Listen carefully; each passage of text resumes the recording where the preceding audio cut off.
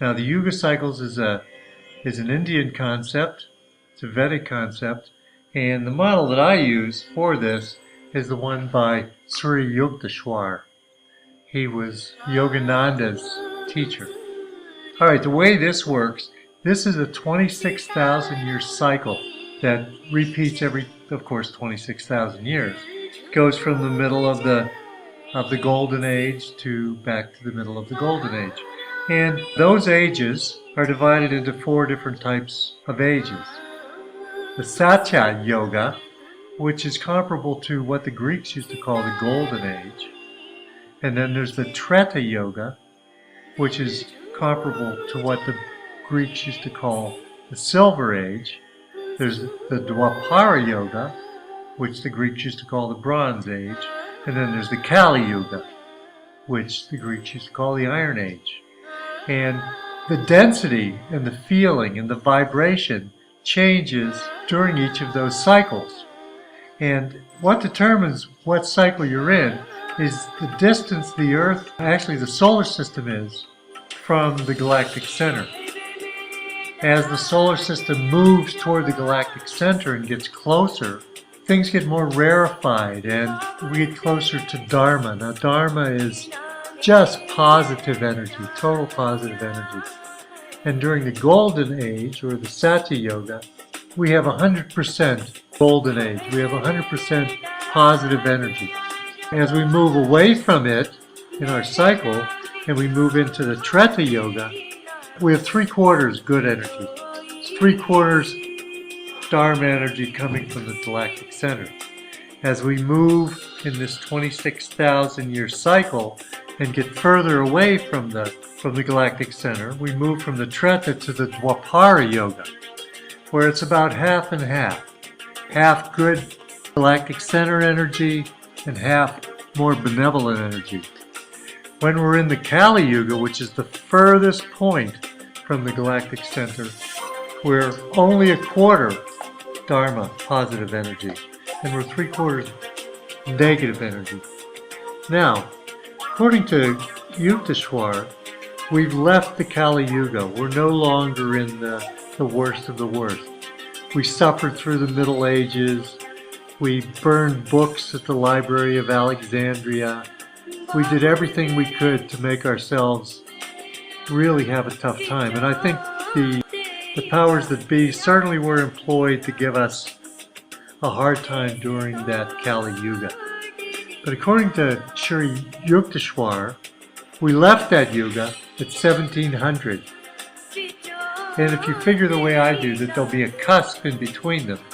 Probably from the 1700 to 1800, we were in the cusp between the Kali Yuga and the Yuga that we're in right now, called the Dwapara Yuga. Now the Dwapara Yuga is interesting in that it's somewhat like the Age of Aquarius, in that it has a real emphasis on energy and energetics and things that are fast moving, although it lasts longer than, well, no it doesn't. Lasts longer than the Age of Aquarius. Now we're in the Dwapara Yoga, and in the Dwapara Yoga it's all about energy. And if you look around or read a newspaper or go online for any particular time, you're going to find that energy is an obsession all over the world. Hauling energy. And it was the same way in the descending Dwapara Yoga many, many years ago, before the Kali Yuga. See, it goes from the Satya into the Treta, then down into the Dwapara, and then bottoms out in the Kali Yuga, starts back up with the Dwapara again, then moves into the Treta, and then after that we're in the Golden Age once more. So we're moving through the Dwapara Yoga. And I said it's all about energy. It's an interesting fact that in 1800, when we left the cusp fully into the Dwapara Yoga, the main energy source all over the world was wood. Now, it's 200 years later, 200 plus years later, and there's plenty more types of energy. And we're involved in dealing with energy problems all the time. I think that Nikola Tesla solved the problem in the early 20th century, but the cabal, wanting to stay in control, has kept that under wraps.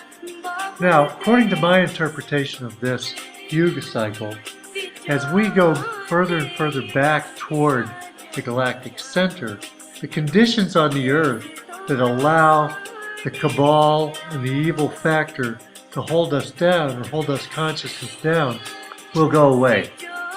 It'll slowly go away as we get closer and closer to the galactic center, so it'll be incompatible for them. That's why right now they're struggling so hard to bring in the New World Order and lock us tightly in our cubbies and not allow our consciousness to expand. But anyway, that's a cycle that I think is really worth understanding, studying, and learning about, because it really gives us a sense of inevitability, kind of a reassurance, and kind of an optimistic look into the future that the straight line linear model never yields. Now there's another cycle though I wanted to bring to your attention during this, and it's called the cycle of the saeculum, or saeculum. I'm not sure I'm pronouncing it right. The cycle of the saeculum I became aware of through reading a book called The Fourth Turning. And this is an interesting model that has a lot of validity. The book, The Fourth Turning, was written by two historians. Their names are William Strauss and Neil Howe. And when they explain a concept, what they'll do in this book is they'll go back through, 500 years of history and show how the cycle's repeated and repeated. Well, anyway, the saecula is based on a human life, the length of a human life. And it varies during different ages. It's been as short as 80 and as long as, 120, but it generally goes between 80 and 100. And that's a saecula. And the way it was used by the ancients was there would be prophets. And there was a prophet in ancient Rome, and this prophet said that the Roman Empire would last 10 saeculums, and sure enough, it lasted 10 saeculums. So there is something to the validity of this being a unit of measure, since we always talk about unit of measure. Now within this 100-year cycle, every 50 years is punctuated by a crisis and an awakening. For example, through our last age, in the 20th century, a crisis occurred around World War II. Actually, it was started by a catalyst called the stock market crash of October 29, 1929. And it reached its climax in World War II, and we were pretty much out of the crisis in 1945 when the war ended. Now, the awakening occurred during the age of Aquarius times, when in the 1960s we were all looking harshly at the institutions and wanting to do better, thinking that humans can do better because we're on a divine path and we can do better. So it goes from crisis to awakening back to crisis, and if you're understanding what I'm talking about so far, you can understand that I'm leading up to perhaps we're coming back into a crisis. So let me reiterate a little bit this 50-year cycle. It goes through a crisis, we go through a crisis, and then we experience a high. After World War II, the GIs came back. They had just defeated, or they thought they defeated, an ominous enemy that threatened the entire world. And they came back, and things were good. Certainly they were good in the United States because we had blown the shit out of everybody else that could threaten us manufacturing-wise. So we were in a positive time, a growth time, kind of a restrictive time, because we were really digging in again to make things really wonderful. It goes from a crisis to a high, and then comes the awakening. And we lived through that from the 60s through into the 80s. And then started the unraveling. The unraveling comes before the crisis. And it started in the mid-80s for us, and it's lasting until 2005. According to our authors, we've entered the crisis in 2005, and actually we're waiting for a catalyst to kind of set us off, to get us started. As I look at what's happened since 2005, I think there's been plenty of catalysts. I mean, there were the pictures of the people at Abu Ghraib. That should have been a catalyst for an awakening, for some kind of action. They've been dropping our economy very gently, although there was a bump in 2008. It could have been a catalyst. There's been 50 false flags that could have been catalysts, but nothing has catalyzed the crisis yet, and I wonder why. Let me get a little bit deeper into this bottle if you understand what we're going through so far.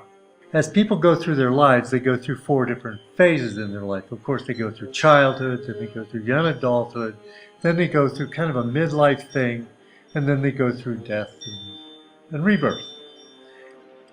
The age you are in relationship to the particular cycles is really relevant to how the cycle goes. For example, during the crisis that happened during World War II, the people that were in that crisis were born between about 1901 and 1926.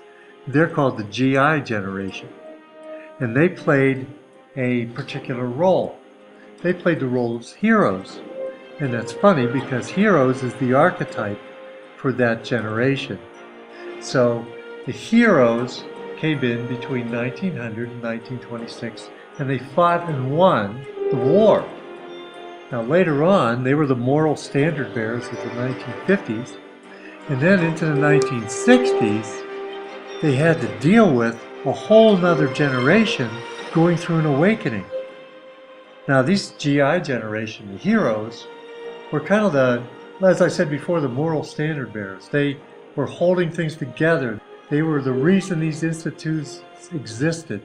They were the establishment.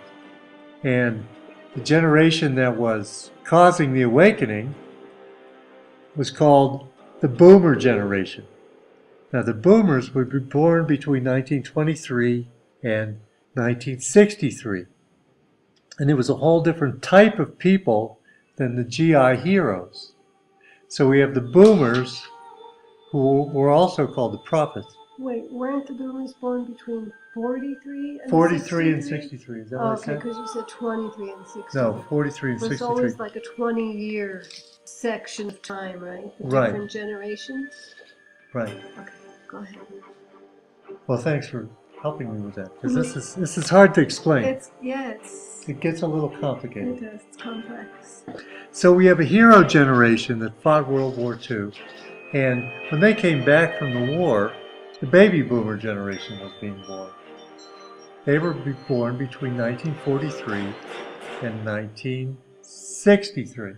And they're boomers and they think alike. Now the crisis that's upcoming is very interesting because there are 4 archetypes that are in this model and go with this model. The first archetype, of course, is the hero, as we talked about the heroes that were born from 1900 to 1926 to fight World War II. The next generation that's born between, say, 1920 and 1940, their archetype is the nomad. Yeah, because they're born during an awakening. They're kind of a forgotten generation with no direction. Now, although they do play an important part in all of these cycles. Between 1943 and 1962 were born the boomers. Now, the boomers archetype is the prophet, and that becomes apparent when you see how they interact during an awakening and during a crisis. They're big players in both, and so are the heroes. Now, between 1963 and 1983, the archetype for that group is artists. So there's 4 different archetypes that always play into this crisis awakening, crisis awakening, crisis awakening cycle. Now, as I said before, during World War II, the heroes were the fighters. But what I didn't tell you